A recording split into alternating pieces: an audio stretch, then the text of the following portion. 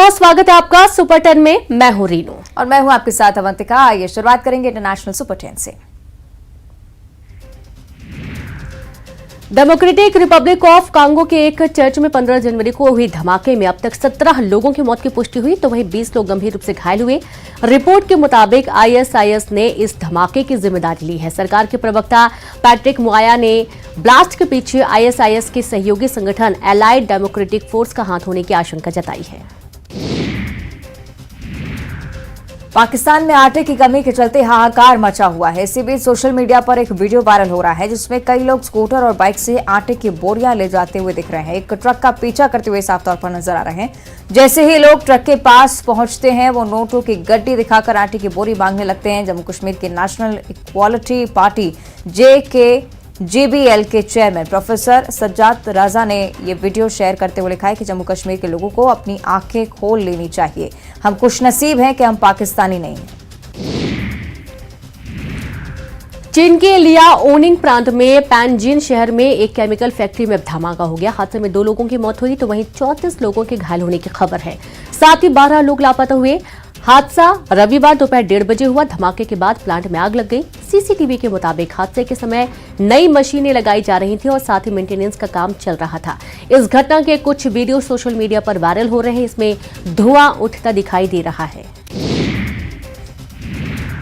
America का California राज्य खतरनाक तूफान की चपेट में है। 2 हफ्तों से जारी इस तूफान की चपेट में आने से अब तक 19 लोगों की जान जा चुकी है। कैलिफोर्निया के हालात कितने गंभीर हैं, इसका अंदाजा इस बात से लगाया जा सकता है कि रविवार को राष्ट्रपति बाइडेन ने वहां पर इमरजेंसी घोषित कर दी है, जिससे कैलिफोर्निया की परेशानी और भी ज्यादा बढ़ेगी। इस भयावह तूफान के पीछे एटमॉस्फेरिक रिवर को जिम्मेदार बताया जा रहा है। चीन में कोरोना के बढ़ते मामलों के साथ ही भारत, जापान और अमेरिका जैसे देशों में नई लहर का खतरा मंडराने लगा है। US centre for disease control and prevention के मुताबिक मरीजों की संख्या बढ़ रही है। जब से कोविड महामारी शुरू हुई है तब से यह चौथी बार है जब हॉस्पिटल में भर्ती होने वालों का आंकड़ा इस लेवल पर पहुंचा। इनमें ज्यादातर मरीजों की उम्र 65 साल से ज्यादा है, जिसमें पिछले एक हफ्ते में मौतों का आंकड़ा 44% बढ़ा। अमेरिका में 29 दिसंबर से 4 जनवरी तक 2705 लोगों की मौत हुई। वहीं 5 जनवरी से 11 जनवरी तक 3907 लोगों की मौत हुई। रूस ने एक के बाद एक यूक्रेन के कई इलाकों में 33 मिसाइलें दागी हैं। इसमें निप्रो शहर में मरने वालों की संख्या बढ़कर 30 हो चुकी है। लोकल अथॉरिटी का मानना है कि जो 44 लोग लापता हैं उनके बचने की उम्मीद अब ना के बराबर है। यूक्रेन के राष्ट्रपति ज़ेलेंस्की ने बताया है कि रूस से जिस 9 मंजिला इमारत पर मिसाइल गिराई गई उसमें 2 बच्चे भी अनाथ हो गए हैं। लापता लोगों की तलाश के लिए रेस्क्यू ऑपरेशन जारी है। आर्थिक तंगी से जूझ रहे पाकिस्तान की जनता खाने के सामान की किल्लत के साथ महंगाई का सामना कर रही है। कहीं से भी उसे जरूरी मदद नहीं मिल पा रही। विदेशी मुद्रा भंडार 4.3 अरब डॉलर रह गया है, जिसमें सिर्फ 3 हफ्ते का आयात ही किया जा सकता है। विदेशी मुद्रा संकट के कारण आटा जैसी जरूरी सामग्री का आयात नहीं हो पा रहा। बंदरगाहों पर खाद्य सामग्री और दवाएं अटकी हुई हैं। नेपाल के पोखरा में लैंडिंग से ठीक पहले विमान क्रैश हो गया। अभी तक 68 शवों को बाहर निकाला जा चुका है, जिसमें 50% से ज्यादा लोगों की पहचान की जा चुकी है। पिछले 30 सालों से नेपाल में ये सबसे बड़ा हादसा है। पोखरा इंटरनेशनल एयरपोर्ट ने भी इस बारे में बयान जारी किया है। पोखरा एयरपोर्ट के प्रवक्ता ने कहा है कि हादसे से पहले पायलट ने किसी भी तरह के खतरे का अंदेशा नहीं जताया था। नेपाल में रविवार को जिस कंपनी का प्लेन क्रैश हुआ उस यति समूह के सबसे ज्यादा विमान हादसे होते हैं। एक रिकॉर्ड के मुताबिक इस समूह के अब तक 14 विमान दुर्घटनाग्रस्त के शिकार हो चुके हैं, जिनमें सैकड़ों जानें गई हैं। नेपाल एविएशन अथॉरिटी के रिकॉर्ड के मुताबिक यति एयरलाइंस के 8 और तारा एयर के 6 विमान दुर्घटना का शिकार हो चुके हैं। पाकिस्तान के एक बड़े अखबार ने प्रधानमंत्री नरेंद्र मोदी की तारीफ की है। अखबार ने लिखा है कि मोदी के नेतृत्व में भारत का सिर विदेशों में ऊंचा हुआ है, विदेश नीति मजबूत हुई है और अर्थव्यवस्था में भी तेजी आई है। अखबार ने भारत की कृषि की भी तारीफ की है। मोदी के नेतृत्व में वैश्विक मंच पर भारत का कद बढ़ा है। भारतीय अर्थव्यवस्था की प्रगति की भी पाकिस्तानी अखबार ने तारीफ की। और चलिए अब देखेंगे इंडिया सुपर 10। दिल्ली में बीजेपी की राष्ट्रीय कार्य समिति की बैठक, रोड शो के बाद पीएम मोदी हुए शामिल। बीजेपी के राष्ट्रीय अध्यक्ष जेपी नड्डा, गृह मंत्री अमित शाह समेत अन्य केंद्रीय मंत्रियों और बीजेपी शासित राज्यों के मुख्यमंत्रियों ने लिया हिस्सा। छत्तीसगढ़ के पूर्व सीएम रमन सिंह समेत प्रदेश के दिग्गज मौजूद। गैर बीजेपी शासित राज्यों पर फोकस बैठक का आयोजन 16-17 जनवरी को किया जा रहा है। दिल्ली में पकड़े गए 2 संदिग्ध आतंकवादियों ने निशाने पर भारत के बड़े राजनेता थे। सीमा पार से हिंदुस्तान में घुसे यह आतंकवादी 26 जनवरी को किसी बड़ी दहशत को अंजाम देना चाहते थे। पुलिस के दावे ने सभी के होश उड़ा दिए। वहीं इन आतंकियों के खुलासे के बाद अयोध्या में पुलिस अलर्ट है और चेकिंग जारी है। दिल्ली के Kanjhawala hit and drag case में आरोपी आशुतोष की जमानत याचिका पर रोहिणी कोर्ट में सुनवाई हुई। कोर्ट ने आरोपी की जमानत याचिका पर फैसला सुरक्षित रख लिया है। दिल्ली पुलिस ने कोर्ट में जमानत याचिका का विरोध करते हुए तर्क दिया कि मामला गंभीर है और वे इस केस में धारा 302 लगाने की प्रक्रिया में है। इससे पहले शुक्रवार को दिल्ली पुलिस ने घटना के समय रोहिणी जिले में पीसीआर वैन और पिकेट में ड्यूटी कर तैनात 11 कर्मियों को निलंबित कर दिया। गृह मंत्रालय ने शुक्रवार को दिल्ली पुलिस को हादसे के समय रात में 3 पीसीआर वैन और 2 पिकेट पर तैनात सभी कर्मियों को निलंबित करने के निर्देश दिए थे। जम्मू कश्मीर के रामबन से दिल दहला देने वाला वीडियो सामने आया, जहां अचानक पहाड़ का कुछ हिस्सा टूटकर गिरने से हड़कंप मच गया। पहाड़ से पत्थर गिरने से स्टील टनल को काफी नुकसान हुआ है। गनीमत रही कि इस हादसे में किसी तरह के जान माल का नुकसान नहीं हुआ। वहीं स्थानीय प्रशासन ने टनल से मलबा हटाने और मरम्मत का काम पूरा होने तक यातायात पर रोक लगा दी है। बताया जा रहा है कि पिछले 1 हफ्ते में 3 बार स्टील टनल क्षतिग्रस्त हुआ है। बॉलीवुड एक्ट्रेस जैकलीन फर्नांडिस 16 जनवरी को मनी लॉन्ड्रिंग मामले में पटियाला हाउस कोर्ट पहुंची। जैकलीन फर्नांडिस ने कोर्ट से विदेश जाने की इजाजत मांगी थी, जिसके लिए कोर्ट ने एक्ट्रेस की याचिका पर ईडी को नोटिस जारी किया है। अब जैकलीन की याचिका पर पटियाला हाउस कोर्ट में 25 जनवरी 2023 को सुनवाई होगी। जैकलीन ने 29 जनवरी को एक दिन के लिए दुबई जाने की इजाजत मांगी है और इससे पहले जैकलीन ने पिछले साल 2022 23 दिसंबर 5 जनवरी तक बहरीन जाने की अनुमति भी मांगी थी।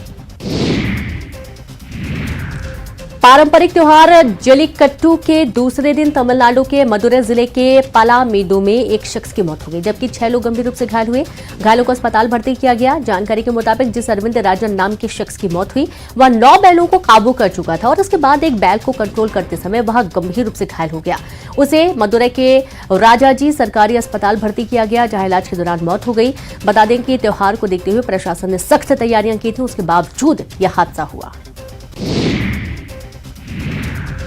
26 जनवरी को होने वाले गणतंत्र दिवस समारोह के लिए तैयारियां शुरू हो चुकी हैं और इसके लिए मुख्य समारोह के परेड से पहले दिल्ली में पूर्वाभ्यास किया जा रहा है। दिल्ली में कर्तव्य पथ पर गणतंत्र दिवस के लिए परेड का पूर्वाभ्यास चल रहा है और दिल्ली में आगामी गणतंत्र दिवस समारोह को लेकर जोरों शोरों से तैयारियां चल रही हैं। कर्तव्य पथ पर परेड की रिहर्सल जारी है, जहां कड़ाके की ठंड के बीच भी जवानों को रिहर्सल करते हुए देखा जा सकता है। रिहर्सल के दौरान जवानों का जोश हाई दिखा। दिल्ली में ठंड और कोहरे के बीच जवानों की रिहर्सल का शानदार नजारा देखते ही बन रहा है। केंद्रीय बजट से पहले वित्त मंत्री निर्मला सीतारमण ने कहा कि वहां मिडिल क्लास के दबाव से वाकिफ हैं। साथ ही उन्होंने यह भी कहा कि मौजूदा सरकार ने उन पर कोई नया टैक्स नहीं लगाया। बता दें कि निर्मला सीतारमण 1 फरवरी को लोकसभा में 2023-24 के लिए केंद्रीय बजट पेश करेंगे और यहां उम्मीद जताई जा रही है कि सरकार आयकर सीमा बढ़ाएगी और मध्यम वर्ग के टैक्स पेयर के अलावा अन्य को राहत देगी। निर्मला सीतारमण का यह 5वां बजट होगा। जयपुर में आरपीएस दिव्या मित्तल को एसीबी ने गिरफ्तार कर लिया है। एसीबी की टीम अजमेर में पूछताछ के लिए एएसपी दिव्या मित्तल को जयपुर एसीबी मुख्यालय लेकर आई थी। वहीं रिश्वत के खेल में दलाल बर्खास्त कांस्टेबल सुमित की एसीबी तलाश कर रही है। राजस्थान में भर्ती परीक्षाओं के पेपर लीक होने और इससे बेरोजगारों को होने वाले नुकसान को लेकर पूर्वी डिप्टी सीएम सचिन पायलट ने कहा था कि नौजवानों के भविष्य की चिंता हम सबको है। पेपर लीक होने पर मन आहत होता है। पायलट ने कहा कि गांव का नौजवान अगर परीक्षा की तैयारी करता है तो उसके माता पिता को कितनी तकलीफ उठानी पड़ती है। दिन रात मेहनत करते हैं तो वहीं छात्र विपरीत हालात में परीक्षा की तैयारी करता है।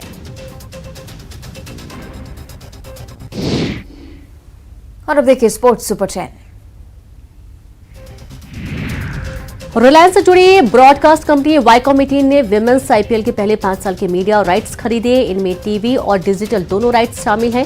कंपनी इसके लिए बीसीसीआई को देगी 951 करोड़ रुपए। विमेंस आईपीएल के एक मैच के राइट्स की कीमत 7 करोड़ 9 लाख रुपए होगी। बीसीसीआई सचिव जय शाह ने ट्वीट कर वाईकॉम 18 को दी बधाई। पाकिस्तान के कप्तान बाबर आजम की बढ़ी परेशानियां। बाबर के पर्सनल चैट और वीडियो वायरल हुए। बाबर आजम पर अपने एक साथी खिलाड़ी की गर्लफ्रेंड के साथ आपत्तिजनक चैट करने के आरोप लगे हैं। पाक कप्तान बाबर की ओर से इन आरोपों पर अभी तक कोई प्रतिक्रिया सामने नहीं आई है। अंडर 19 वुमेन्स टी20 वर्ल्ड कप में भारत की दूसरी जीत। ग्रुप स्टेज के मैच में भारत ने यूएई को 122 रन के बड़े अंतर से हराया। टॉस हारकर पहले बैटिंग करते हुए इंडिया वुमेन्स टीम ने 20 ओवर में 3 विकेट पर बनाए थे 219 रन। जवाब में 20 ओवरों में 5 विकेट पर 97 रन ही बना सकी यूएई की टीम। यूएई के खिलाफ मैच में भारत की कप्तान शेफाली वर्मा ने टीम इंडिया को दिलाई ताबड़तोड़ शुरुआत। शेफाली ने 229 के स्ट्राइक रेट से महज 34 बॉल में बनाए 78 रन, लगाए 4 छक्के 12 चौके। शेफाली ने ओपनर श्वेता सहरावत के साथ ओपनिंग विकेट के लिए 8 ओवर में 111 रन जोड़े। इस साल होने वाले वर्ल्ड में खेलते नजर नहीं आएंगे पंत। कार एक्सीडेंट में गंभीर रूप से घायल हुए पंत की मुंबई में लिगामेंट रिकंस्ट्रक्शन हुई थी सर्जरी और पंत की 6 हफ्ते बाद होनी है एक और सर्जरी। डॉक्टर के मुताबिक 18 महीने तक क्रिकेट से दूर रहेंगे पंत। पंत का वर्ल्ड कप के लिए फिट होना बहुत कठिन। पहली सर्जरी के बाद पंत ने किया सोशल मीडिया पोस्ट। पंत ने किया ट्वीट, लिखा मैं रिकवरी चैलेंज के लिए तैयार हूं। मुश्किल दौर में सपोर्ट करने के लिए बीसीसीआई, जय शाह और भारत सरकार का धन्यवाद। मुंबई के कोकिलाबेन अस्पताल में चल रहा है पंत का इलाज। ओडिशा में चल रहे हॉकी वर्ल्ड कप के तीसरे दिन भारत ने इंग्लैंड के साथ 0-0 से ड्रॉ खेला। आखिरी मिनट में इंग्लैंड को पेनल्टी कॉर्नर पर स्कोर कर मैच जीतने का था मौका को भुनाने में अंग्रेज रहे नाकाम। ग्रुप डी के पॉइंट टेबल में इंग्लैंड पहले और भारत दूसरे स्थान पर बरकरार। ऑस्ट्रेलिया ओपन के पहले दौरे में 22 बार के grand slam champion Rafael Nadal की संघर्षपूर्ण जीत। मैच में जैक ड्रेपर ने नडाल को दी कड़ी टक्कर। नडाल ने करीब 3.5 घंटे तक चले मैच में ड्रेपर को 7-5, 2-6, 6-4 और 6-1 से हराया। इस साल नडाल की ये पहली जीत थी। टी20 विश्व कप के लिए न्यूजीलैंड महिला टीम के कोच बने मोनी मोरकल।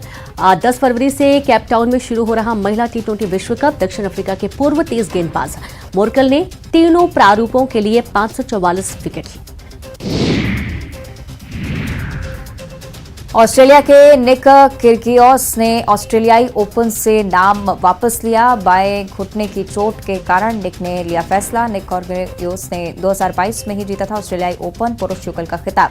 खिताब के प्रबल दावेदार थे निक।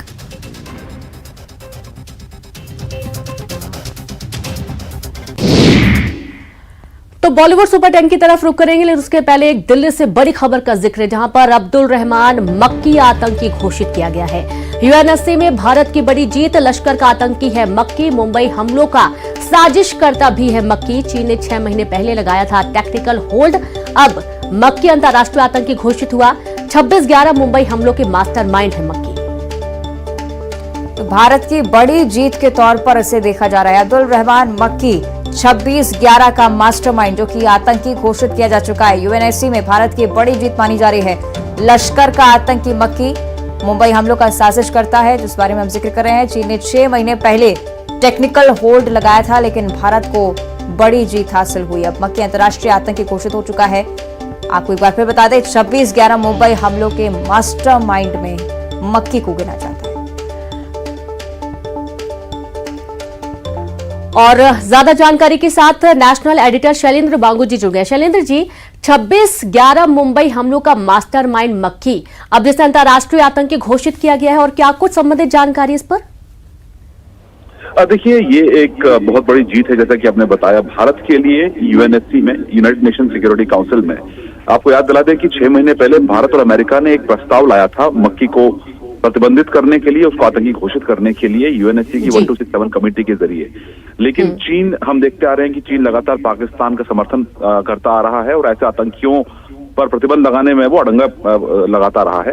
तो ऐसे में 6 महीने में टेक्निकल होल्ड लगाया गया था चीन की तरफ से, लेकिन भारत की बड़ी जीत है कि चीन को अपना टेक्निकल होल्ड वापस लेना पड़ा। कल 6 महीने पूरे हो रहे थे, तो ऐसे में चीन चाहे तो उसको दोबारा एक्सटेंड कर सकता था, लेकिन चीन ने ऐसा नहीं किया। कुछ इस तरह के कदम उठाए गए हैं भारत की तरफ से कि चीन को मजबूर होना पड़ा कि वो दोबारा टेक्निकल होल्ड ना लगाए, लेकिन वो कदम क्या उठाए गए ये अब तक क्लियर नहीं है। लेकिन ये जरूर है कि चीन पीछे हटा है, इसीलिए प्रतिबंध लगाने की जो राह है वो आसान हुई है। आपको ये भी बता दें कि हाफिज सईद जो मास्टरमाइंड है 26/11 मुंबई हमलों का, उसका ये साला है अब्दुल रहमान मक्की, और ये लश्कर के कई अहम जो लीडरशिप में है उसमें ये मक्की का रोल रहा है। और 26/11 मुंबई हमलों के अलावा जो तमाम जम्मू कश्मीर में लश्कर के आतंकी हमले होते रहते हैं उसमें भी मक्की का इन्वॉल्वमेंट रहा है। तो ये बहुत बड़ी जीत है भारत के लिए। हालांकि पिछले साल चीन ने 6 ऐसे आतंकियों पर टेक्निकल होल्ड लगाए थे, उसमें से एक अब्दुल रहमान मक्की भी था, जिस पर अब प्रतिबंध लग चुका है। जी बिल्कुल, और ये कह सकते हैं कि बड़े स्तर पर भारत का एक बार फिर से जो दावा था वो पूरा हुआ, और 26/11 मुंबई हमलों का मास्टरमाइंड मक्की, अब्दुल रहमान मक्की, अंतर्राष्ट्रीय स्तर पर आतंकी घोषित हुआ। बहुत शुक्रिया आपका शैलेंद्र जी तमाम जानकारी साझा करने के लिए। तो आप ये देखिए कि चीन ने 6 महीने पहले लगाया था टेक्निकल होल्ड, या आगे भी इसको एक्सटेंड कर सकता था, लेकिन अंतर्राष्ट्रीय आतंकी घोषित हुआ। बड़ी खबर आपको दे रहे हैं, जहां पर यूएनएससी में भारत की बड़ी जीत दर्ज हुई है। लश्कर का आतंकी मक्की अंतर्राष्ट्रीय आतंकी घोषित हुआ है।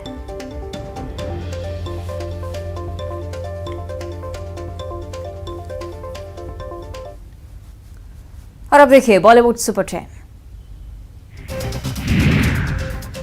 राखी सावंत इन दिनों आदिल दुर्रानी के साथ अपनी शादी को लेकर सुर्खियों में है। इस बीच उन्हें हाल ही में मुंबई में स्पॉट किया गया, और इस दौरान एक फैंस ने उनके साथ सेल्फी लेने की कोशिश करते हुए उनके करीब आ गया, जिसके बाद राखी नाराज हो गई और उस पर भड़क गई। राखी ने उनसे कहा, थोड़ा दूर से भाई, मैं शादीशुदा हूं। डायरेक्टर एस राजामौली की फिल्म RRR ने गोल्डन ग्लोब अवार्ड के बाद अब क्रिटिक्स चॉइस अवार्ड भी अपने नाम कर लिया है। साथ ही ये अवार्ड सेरेमनी अमेरिका के लॉस एंजलिस में रखी गई थी, जहां फिल्म को बेस्ट फॉरेन लैंग्वेज फिल्म और बेस्ट सॉन्ग की कैटेगरी में अवार्ड मिले हैं। सोशल मीडिया पर अवार्ड सेरेमनी की फोटोज और वीडियोज बेहद सुर्खियों में हैं।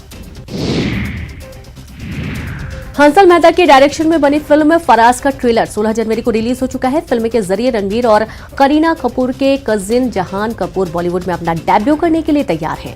जहान दिवंगत एक्टर शशि कपूर के पोते हैं। हंसल मेहता की ये फिल्म 2016 को ढाका में हुए आतंकी हमले की कहानी है, जिसमें आतंकियों ने ढाका के कैफे में कई मासूमों को मौत के घाट उतार दिया था। बॉलीवुड एक्टर विजय वर्मा और तमन्ना भाटिया इन दिनों अपनी लव लाइफ की वजह से सुर्खियों में हैं। मीडिया रिपोर्ट्स के मुताबिक दोनों एक दूसरे को डेट कर रहे हैं। इस बीच दोनों को एक इवेंट में साथ स्पॉट किया गया। इसका एक वीडियो भी सामने आया है, जिसमें तमन्ना अपना फोटो शूट करा रही हैं। तभी पीछे से विजय उनको कुछ बोलते हुए गुजरते हैं और उसके बाद दोनों एक दूसरे से हाथ मिलाकर गले लगते हैं। बिग बॉस 16 से अब्दुल रज़ीक और साजिद खान दोनों ही अपने वर्क कमिटमेंट्स की वजह से बाहर आ गए हैं। इस शो से बाहर आने के बाद फैंस अब्दू पर प्यार बरसा रहे हैं, तो वहीं अब साजिद खान की बहन फराह खान ने भी उन पर खूब प्यार बरसाया। उन्होंने कुछ फोटो शेयर किए, जिसमें वो भाई साजिद खान और अब्दुल रज़ीक के साथ बर्गर पार्टी करते हुए नजर आ रही हैं। नोरा फतेही का नया फोटोशूट बेहद सुर्खियों में है। इन फोटोज में नोरा ने body fit golden black dress carry किया है और इस लुक में नोरा किसी हॉलीवुड एक्ट्रेस की तरह नजर आ रही हैं। हालांकि उनका ये नया लुक फैंस को कुछ खास पसंद नहीं आया है। यही वजह है कि नोरा को सोशल मीडिया पर उनके इस नए लुक को खूब क्रिटिसाइज किया जा रहा है। सेलेब्स अक्सर सोशल मीडिया पर अपनी फोटो शेयर करते रहते हैं। हाल ही में बॉलीवुड एक्ट्रेस आलिया भट्ट ने अपनी कैट के साथ खूबसूरत फोटो शेयर किया। इसमें वो बेहद खूबसूरत नजर आ रही हैं। तो वहीं मलाइका अरोड़ा ने अपने लेटेस्ट फोटोशूट करवाया है। इसमें उन्होंने मल्टी कलर का बैकलेस रफल गाउन पहना है। तो वहीं रकुल प्रीत सिंह, जैकलीन फर्नांडिस आदि ने भी फैंस को अपना ग्लैमरस लुक दिखाया है। बॉलीवुड की ड्रीम गर्ल यानी कि हेमा मालिनी एक बार फिर से चर्चाओं में आ गई हैं। दरअसल एक्ट्रेस 14 जनवरी को वृंदावन पहुंची थी। यहां पर उन्होंने राधा रमण मंदिर में भगवान के दर्शन किए। इस दौरान उनका एकदम अलग अंदाज देखने को मिला। वो कृष्ण भक्ति में इतना लीन हो गई कि मंदिर में भजन गाने लगी, जिसका एक वीडियो भी सामने आया है। सिंगर और रैपर हनी सिंह ने हाल ही में अपनी मेंटल हेल्थ के बारे में खुलकर बात की। इस दौरान हनी ने खुलासा किया कि उन्हें बाइपोलर डिसऑर्डर था, जिसके चलते उन्हें इलाज से गुजरना पड़ा। मीडिया को दिए इंटरव्यू में हनी ने बताया कि उनके इस बुरे वक्त में एंटरटेनमेंट इंडस्ट्री से जुड़े कई लोग उनके साथ थे। सेहत का हाल जानने के वो हनी के कॉन्ट्रैक्ट में थे और हनी ने बताया कि इस दौरान शाहरुख खान और दीपिका पादुकोण ने उन्हें सपोर्ट किया था। 26 जनवरी को रिलीज हो रही फिल्म गांधी गॉडसे एक युद्ध सुर्खियों में है। कारण है, पहली बार बड़े पर्दे पर महात्मा गांधी की हत्या करने वाले नाथूराम गॉडसे का पक्ष रखा जा रहा है। फिल्म का ट्रेलर टीजर भी यही दावा करता है कि जिस गॉडसे को अपनी बात कहने का मौका नहीं मिला, वो ये फिल्म दे रहा है।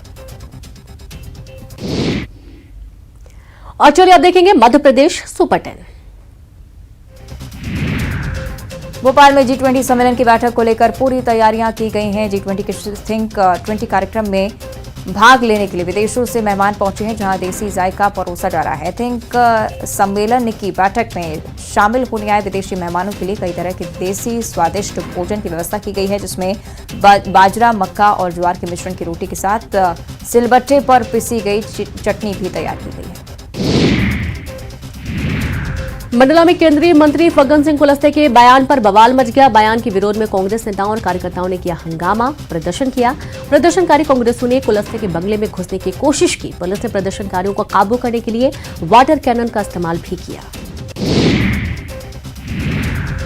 रतलाम में सरवन थाना पुलिस ने दुष्कर्म के आरोप में फरार चल रहे जयस नेता को गिरफ्तार किया है। जयस नेता कमलेश्वर डोडिया पर एक युवती ने शादी का झांसा देकर दुष्कर्म करने का आरोप लगाया था, जिसके बाद 30 दिसंबर से जयस नेता फरार चल रहे थे। अपनी गिरफ्तारी पर जयस नेता ने इसे राजनीतिक साजिश बताया। बैतूल की साड़ी में चल रहे बाबा मठार देव मेले में कुछ मनचले युवकों को पुलिस ने पकड़ा, सबक सिखाया। मेले में कुछ युवतियों ने पुलिस कर्मियों को बताया कि 3-4 लड़के परेशान कर रहे हैं। पुलिस ने युवतियों के साथ मनचलों की पहचान की, फिर मेले के बीच ही तीनों से कान पकड़वाकर उठक बैठक करवाई गई और हिदायत दी कि आपराधिक मामला दर्ज नहीं किया जा रहा, लेकिन दोबारा ऐसी हरकत करते नजर आए तो सीधे हवालात में डाल दिया जाएगा। चुनावी साल आते ही नेता जनता के बीच फिर से दिखना शुरू हो गए हैं। इसी क्रम में जब खंडवा के विधायक देवेंद्र वर्मा और सांसद ज्ञानेश्वर पाटिल ने दूधाबास गांव में जनसंपर्क किया, तो जनता ने उन्हें घेर लिया और अपनी अपनी समस्याएं सुनाने लगे। दरअसल जनता आक्रोशित थी कि विधायक 5 साल बाद गांव लौटे हैं, 5 सालों में उनकी सुध किसी ने नहीं ली। खरगोन के गुगांव में एसडीएम ओम नारायण सिंह के नेतृत्व में राजस्व, जनपद पंचायत और पुलिस प्रशासन ने अतिक्रमण पर बुलडोजर चलाया। इस दौरान पुलिस ने 39 व्यावसायिक परिसरों से अतिक्रमण हटाकर करीब 17 करोड़ 14,44,000 रुपए कीमत की जमीन को मुक्त कराया। वहीं महिला सरपंच रेशमाबाई के पति राजेंद्र सिंह राणा द्वारा वर्षों से शासकीय कन्या स्कूल परिसर के पास अतिक्रमण को जमींदोज किया गया। मध्य प्रदेश में बीएससी नर्सिंग सेकेंड ईयर की परीक्षा की रोक मामले में हाईकोर्ट के ग्वालियर बेंच में सुनवाई हुई। इस दौरान जबलपुर आयुर्विज्ञान विश्वविद्यालय के परीक्षा नियंत्रक और कुल सचिव पेश हुए। कुल सचिव ने अपना शपथ पत्र हाईकोर्ट में पेश किया। कहा कि जो अधिसूचना पत्र विश्वविद्यालय के परीक्षा नियंत्रक के द्वारा निकाला गया था, उस मामले में परीक्षा नियंत्रक को नोटिस जारी किया गया है। अब इस मामले की अगली सुनवाई 27 जनवरी को होगी। और इसी के साथ सुपर 10 में इतना ही। नमस्कार।